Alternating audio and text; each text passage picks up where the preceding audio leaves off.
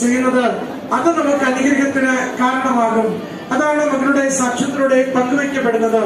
മറ്റൊന്ന്, അമ്മയോട് ചേർന്നുള്ള ഒരു ജീവിതമാണെങ്കിൽ അമ്മയോട് ചോദിക്കുമ്പോൾ അമ്മ തിരുക്കുമാരനോട് പറഞ്ഞ് എത്ര കണ്ട് അസാധ്യമെന്ന് കരുതുന്നതും എത്ര കണ്ട് ജീവിതത്തിൽ നമുക്ക് നടക്കില്ലെന്ന് കരുതുന്നതും അമ്മ നമുക്ക് വേണ്ടി നേടിത്തരും. മകൻ ബാംഗ്ലൂരിൽ ജോലി ചെയ്യുന്നതും ശമ്പളമില്ലാത്ത അവസ്ഥയും അവൻ തന്നെ നിരാശപ്പെട്ട് മരണത്തിലേക്ക് പോകുന്നുവെന്ന രീതിയിൽ മാതാപിതാക്കളെ വിളിച്ച് പറയുന്നതുമൊക്കെ അമ്മ സൂചിപ്പിക്കുന്നുണ്ട്. മകൻ നാട്ടിൽ വരണം, വീട്ടിലെത്തണമെന്നത് മാത്രമാണ് അമ്മയുടെ പ്രാർത്ഥന.